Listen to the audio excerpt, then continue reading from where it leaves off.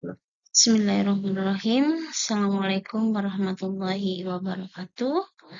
Salam sehat, salam sejahtera untuk kita semua. Salam humanistik dari Stikes Medistra Indonesia. Baik, hari ini kita masuk ke materi yang pertemuan kedua, mata kuliah fisiologi, kehamilan, persalinan nifas, dan bayi baru lahir. Mata kuliah yang akan kita bahas yaitu terkait adaptasi sistem hematologi dan respirasi dalam kehamilan. Mohon dipersiapkan alat tulisnya untuk mencatat dan sebagai bahan diskusi nanti. Materi ini disampaikan oleh saya sendiri, Nisa, sekaligus sebagai pengampu mata kuliah fisiologi, kebidanan, kehamilan, persalinan, nifas, dan bayi baru lahir. Baik, untuk selanjutnya kita bahas mengenai adaptasi sistem hematologi. Ada dua yang akan kita bahas, yaitu sistem hematologi dalam kehamilan dan sistem kardiovaskuler dalam kehamilan. Nah, untuk pendahuluan, kehamilan merupakan fase penting dalam kehidupan seorang wanita yang melibatkan berbagai perubahan fisiologis, termasuk adaptasi pada sistem hematologi dan kardiovaskuler. Perubahan ini diperlukan untuk mendukung perkembangan janin dan memenuhi kebutuhan metabolisme ibu. Nah, adapun yang akan kita bahas dalam sistem hematologi dalam kehamilan ini ada 7 poin, yaitu mengenai peningkatan volume darah, perubahan komposisi sel darah, perubahan koagulasi, adaptasi imunologis, transportasi oksigen, pengaruh nutrisi, dan dampak bagi kesehatan, khususnya kesehatan ibu dan anak. Nah, kita bahas satu persatu terkait peningkatan volume darah di sini. Salah satu perubahan paling signifikan selama kehamilan adalah peningkatan volume darah. Pada umumnya, volume darah ibu dapat meningkat hingga 40-50% dari volume normal. Nah, peningkatan ini terjadi dalam 2 fase. Pada fase 1, yaitu trimester pertama, terjadi peningkatan volume plasma yang lebih cepat ya dibandingkan dengan sel darah merah yang dapat menyebabkan hemodilusi. Nah, yang kedua yaitu fase kedua pada trimester kedua dan ketiga. Nah, jumlah sel darah merah juga meningkat untuk memenuhi kebutuhan oksigen janin. Nah, yang kedua yaitu perubahan komposisi sel darah. Nah, dari perubahan komposisi sel darah ini terdiri dari sel darah merah itu sendiri, jumlah sel darah merah meningkat, tetapi laju peningkatan tidak sebanding dengan volume plasma, sehingga menyebabkan penurunan kadar hemoglobin. Akibatnya terjadi pada saat ini disebut hemodilusi. Nah, selain sel darah merah, yaitu sel darah putih dan trombosit. Nah, sel darah putih, jumlah sel darah putih biasanya meningkat, terutama leukosit. Nah, ini sebagai respon terhadap perubahan imunologis.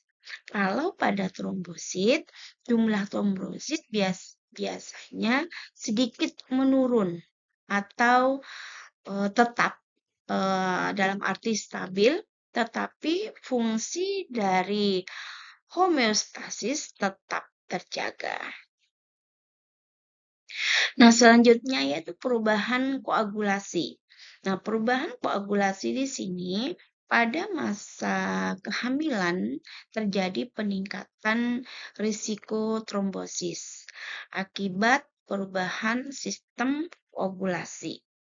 Nah, kemudian ada peningkatan kadar faktor koagulasi seperti fibrinogen di sini ya, dan penurunan fibrinolitik yang berfungsi untuk mencegah perdarahan saat persalinan. Nah, selanjutnya dari perubahan koagulasi ini merupakan proses adaptasi untuk melindungi ibu dari kehilangan darah yang signifikan. Nah, selanjutnya adaptasi imunologis. Nah, adaptasi imunologis ini selama kehamilan sistem imun wanita beradaptasi untuk melindungi janin yang memiliki genetik setengah asing ya yang baru bertumbuh dan mau berkembang gitu ya. Ada perubahan dalam proporsi jenis sel imun di sini dengan peningkatan sel T regulator yang membantu menekan respon imun yang berlebihan terhadap janin. Nah, selanjutnya yaitu adaptasi sistem hematologi dalam kehamilan terhadap transportasi oksigen dan pengaruh nutrisi. Pada transportasi oksigen ini terjadi peningkatan hormon seperti hormon estrogen dan progesteron selama kehamilan. Di sini mempengaruhi kemampuan hemoglobin dalam mengikat oksigen. Nah, meskipun kadar hemoglobin bisa menurun, kemampuan transportasi oksigen di sini tetap efisien berkat perubahan afinitas dari hemoglobin itu sendiri. Nah, sedangkan pengaruh dari nutrisi itu, kebutuhan nutrisi selama kehamilan itu meningkat selama kehamilan tentunya ya, terutama zat besi dan asam folat. Apa fungsinya zat besi dan asam folat ini? Untuk mendukung produksi sel darah merah dan mencegah anemia.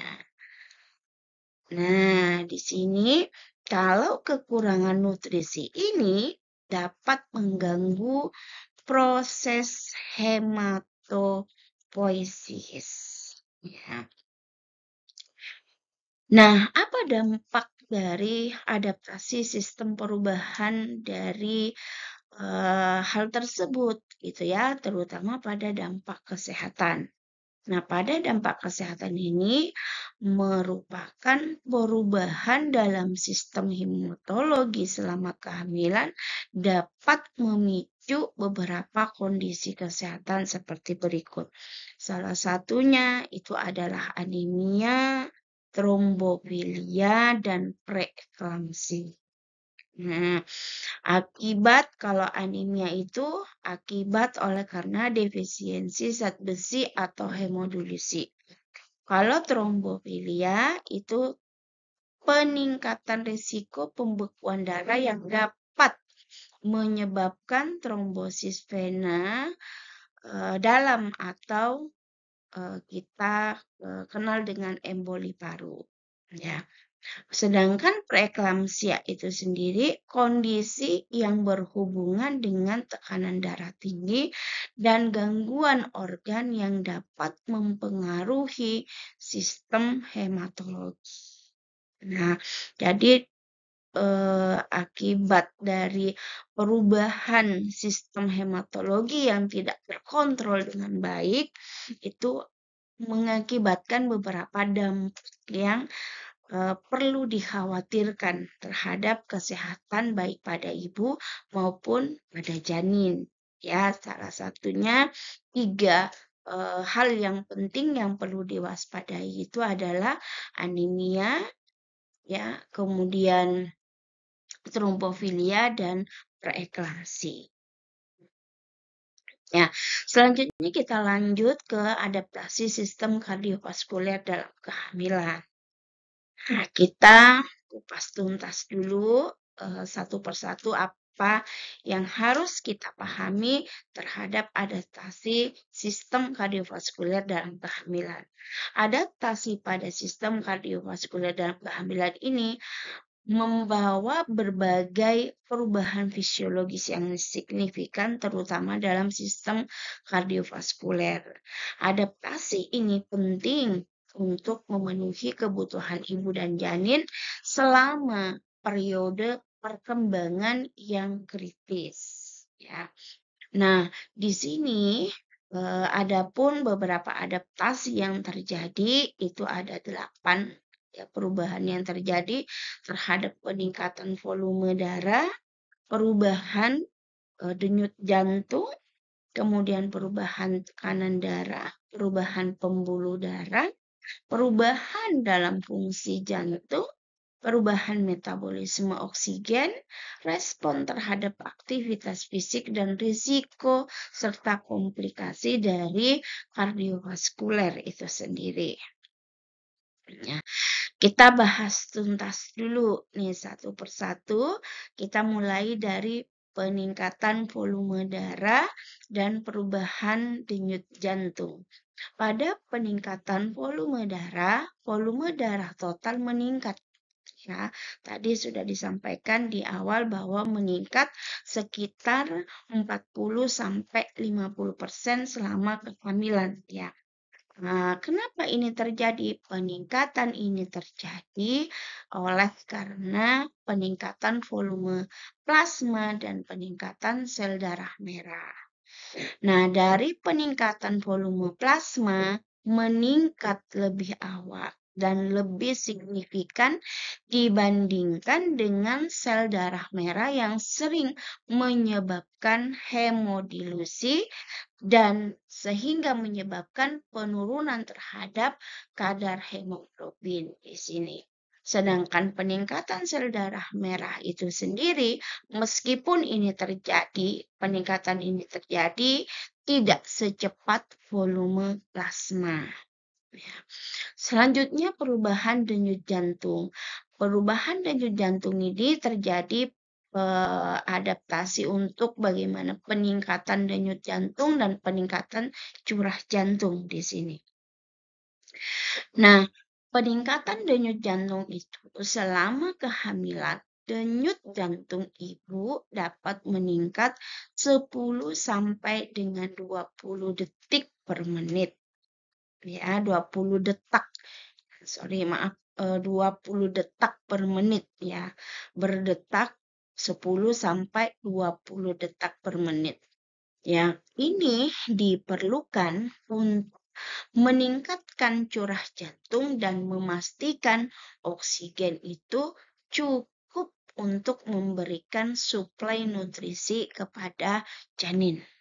Nah, sedangkan peningkatan curah jantung itu sendiri meningkat sekitar 30-50% pada trimester kedua dan ketiga. Berkat peningkatan ini ya terjadi peningkatan pada pembuluh darah dan denyut jantung. Ya. Oke, baik, selanjutnya perubahan pada tekanan darah dan perubahan terhadap pembuluh darah. Perubahan tekanan darah yaitu ada 2 fase, yaitu penurunan tekanan darah awal dan kenaikan tekanan darah. Nah, penurunan tekanan darah awal ini terjadi tekanan darah seringkali menurun pada trimester pertama dan kedua. Kenapa? Karena vasodilatasi perifer yang disebabkan oleh hormon kehamilan. sini.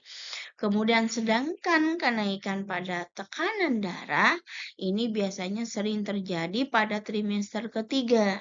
Nah, tekanan darah dapat kembali normal atau sedikit meningkat tetapi tetap dalam batas aman.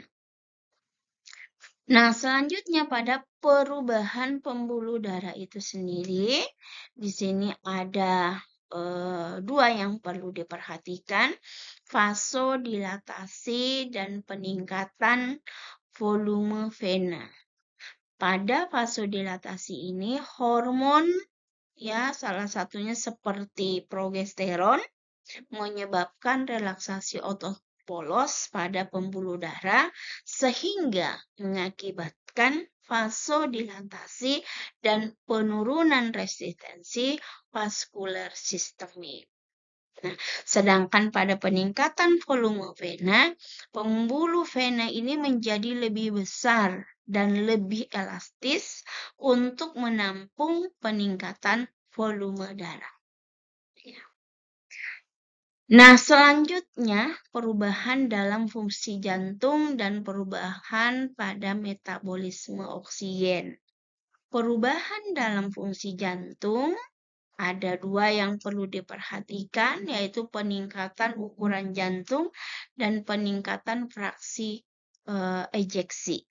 Nah, peningkatan ukuran jantung ini, jantung bisa sedikit membesar untuk menampung terjadinya peningkatan volume darah.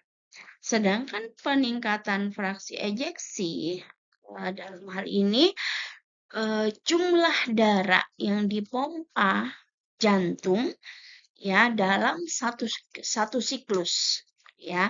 Fraksi ejeksi itu adalah jumlah darah yang dipompa jantung dalam satu siklus ini terjadi peningkatan. Nah, sehingga menunjukkan efisiensi jantung yang lebih baik. Sedangkan perubahan metabolisme oksigen yaitu terjadi peningkatan kebutuhan oksigen dan adaptasi terhadap kardiovaskuler itu sendiri. Peningkatan kebutuhan oksigen selama kehamilan, kebutuhan oksigen meningkat sehingga memicu kerja jantung untuk bekerja lebih keras dalam menyediakan suplai oksigen yang memadai untuk ibu dan janin. Nah, adaptasi kardiovaskuler di sini sistem kardiovaskuler itu sendiri terjadi adaptasi dengan terjadinya peningkatan perfusi organ vital dan jaringan janin. Nah, lanjut respon terhadap aktivitas fisik di sini ya. Aktivitas fisik dan risiko serta komplikasi kardiovaskuler. Nah, dari respon terhadap aktivitas fisik itu pada wanita hamil kemungkinan besar akan mengalami kelelahan lebih cepat saat melakukan aktivitas fisik. Namun, jantung bisa beradaptasi dengan baik dan dapat meningkatkan denyut jantung untuk memenuhi kebutuhan oksigen saat beraktivitas. Sementara resiko dan komplikasi pada kardiovaskuler, meskipun sistem kardiovaskuler itu beradaptasi dengan baik pada saat kehamilan, dapat juga meningkatkan risiko beberapa kondisi kardiovaskuler, termasuk salah satunya hipertensi gestasional, preeklamsi, dan tromboemboli. Nah, pada hipertensi gestasional ini adalah peningkatan tekanan darah yang terjadi setelah 20 minggu kehamilan. Nah, sedangkan pada preeklamsi, kondisi serius yang ditandai dengan hipertensi dan kerusakan organ yang dapat mempengaruhi fungsi kardiovaskuler. Sedangkan tromboemboli yaitu peningkatan risiko pembekuan darah yang dapat menyebabkan trombosis vena dalam atau emboli paru. Nah, ini yang bisa membahayakan nyawa ibu dan janin. Baik, bagaimana cara pencegahan dalam perubahan sistem hematologi pada kehamilan? Ya, kita sudah selesai membahas sistem perubahan pada sistem hematologi dan kardiovaskuler.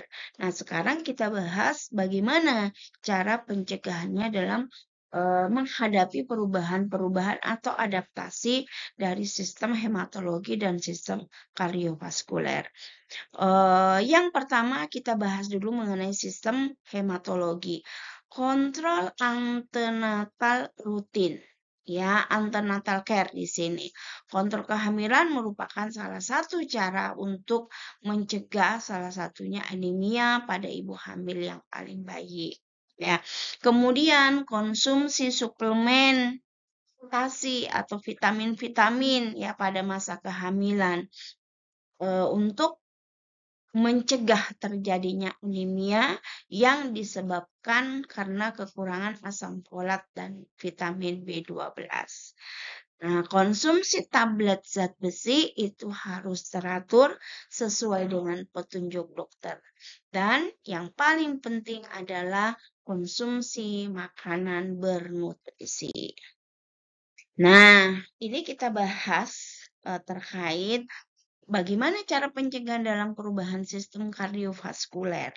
Cara pencegahan perubahan kardiovaskuler pada kehamilan ini, selama kehamilan itu adalah sangat penting untuk menjaga kesehatan ibu dan janin. Ya, beberapa langkah yang dapat dilakukan untuk pencegahan pencegahan dalam perubahan sistem kardiovaskuler supaya tidak terjadi ke arah patologis. Yang pertama itu adalah pemeriksaan kesehatan rutin. Konsultasi prakehamilan. Sebelum hamil itu penting untuk mengevaluasi risiko kardiovaskuler terutama jika ada riwayat hipertensi atau penyakit jantung dalam keluarga. Kemudian melakukan pemeriksaan kesehatan secara berkala. Selama kehamilan, lakukan pemeriksaan rutin untuk memantau tekanan darah, denyut jantung, dan tanda-tanda komplikasi lainnya. Yang kedua itu adalah pengelolaan nutrisi. Dengan cara apa? Diet seimbang. Nah, di sini diet seimbang itu mengkonsumsi makanan bergizi yang kaya akan buah, sayuran, biji-bijian, dan sumber protein sehat. Ini membantu menjaga berat badan yang sehat dan mendukung kesehatan kardiovaskuler. Selanjutnya, hindari garam yang berlebihan. Mengurangi asupan garam dapat membantu mengontrol tekanan darah, terutama bagi wanita yang berisiko hipertensi gestasional. Selanjutnya, cukup zat besi dan asam folat untuk memastikan asupan yang cukup untuk mencegah anemia yang dapat mempengaruhi fungsi jantung. Nah, yang ketiga, aktivitas fisik yang aman, seperti olahraga teratur dan hindari aktivitas yang beresiko. Olahraga teratur dan seperti apa yang bisa dilakukan? Aktivitas fisik yang sesuai tentunya, seperti berjalan kaki, berenang masih diperkenankan, atau paling bagus ya, paling baik itu salah satunya asuhan komplementer seperti yoga prenatal yang dapat membantu menjaga kesehatan kardiovaskuler. Sedangkan menghindari aktivitas beresiko, kita memastikan untuk tidak melakukan aktivitas yang terlalu berat atau beresiko tinggi selama kehamilan. Nah, selanjutnya ya menjaga manajemen stres. Nah, menjaga manajemen stres ini dengan cara teknik relaksasi, dukungan sosial. Ya, teknik relaksasi seperti apa yang dilakukan? Meditasi, mengurangi stres, yoga, gitu ya, untuk mengurangi stres yang dapat berkontribusi pada kesehatan jantung. Kalau dukungan sosial, apa yang harus kita lakukan? Mencari dukungan dari keluarga dan teman untuk mengatasi stres emosional selama kehamilan. Yang kelima itu adalah hindari kebiasaan buruk. Salah satunya berhenti merokok. Jika ada kebiasaan buruk merokok, harus berhenti merokok. Ya, segera berhenti karena dapat meningkatkan resiko penyakit kardiovaskuler dan komplikasi kehamilan. Selanjutnya, batasi konsumsi kafein dan alkohol karena dapat mengurangi atau menghindari kafein dan alkohol untuk menjaga kesehatan jantung. Yang keenam, pengawasan dan pengobatan untuk kondisi medis yang ada penyakit kronis, ya, obat-obat anti hipertensi itu harus dilakukan pengawasan. Karena jika ibu hamil memiliki riwayat penyakit jantung seperti hipertensi, diabetes, penting untuk mematuhi pengobatan dan kontrol yang direkomendasikan oleh dokter. Sedangkan penggunaan obat-obat anti hipertensi, ya jika perlu dokter dapat meresepkan obat untuk mengelola tekanan darah yang tinggi. Selanjutnya, pendidikan dan kesadaran. Ya, salah satunya yang bisa dilakukan pendidikan kesehatan untuk mendapatkan informasi tentang perubahan kardiovaskuler selama kehamilan dan tanda-tanda peringatan.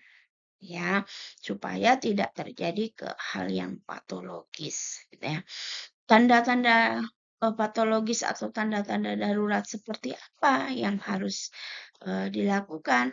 Ya, jika itu terjadi, mencari bantuan medis segera jika mengalami gejala seperti sesak nafas, nyeri dada, atau pembengkakan pada daerah yang tidak biasanya. Baik, selesai materi yang sudah kita bahas mengenai adaptasi sistem hematologi dan sistem kardiovaskuler. Bisa saya simpulkan bahwa adaptasi sistem hematologi selama kehamilan merupakan proses yang kompleks dan penting untuk memastikan kesehatan ibu dan perkembangan janin. Memahami perubahan ini dapat membantu dalam manajemen kehamilan dan pengawasan kesehatan ibu serta mengurangi risiko terjadinya komplikasi. Dengan pemantauan yang tepat dan perhatian terhadap nutrisi, banyak masalah hematologis yang dapat dicegah atau dikelola dengan baik. Sedangkan pada kardiovaskuler, yaitu proses kompleks yang sangat penting untuk kesehatan ibu dan perkembangan janin terhadap peningkatan volume darah, perubahan denyut jantung, dan penyesuaian pembuluh darah, semuanya itu berkontribusi pada pemenuhan kebutuhan metabolik yang meningkat. Oleh karena itu, penting pemantauan kesehatan kardiovaskuler selama kehamilan untuk mengidentifikasi terjadinya atau potensial komplikasi dan memastikan kelancaran proses persalinan. Ya. Baik, terima kasih. Sampai jumpa di pertemuan yang ketiga. Salam sehat, salam sejahtera untuk kita semua. Salam humanistik dari Stikes Medistra Indonesia. Wabillahi taufiq wal hidayah. Wassalamualaikum warahmatullahi wabarakatuh.